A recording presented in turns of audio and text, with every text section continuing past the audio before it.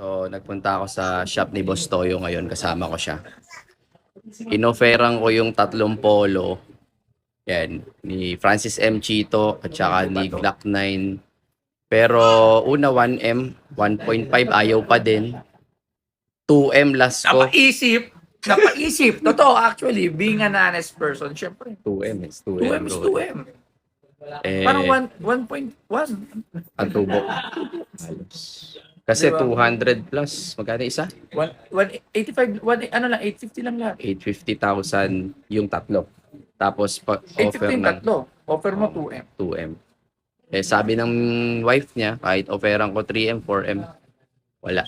Ayaw ibigay. So, di bale. Next time, baka magbago isip mo. Pag wala si Labs dyan, kausapin mo ako. Ayan.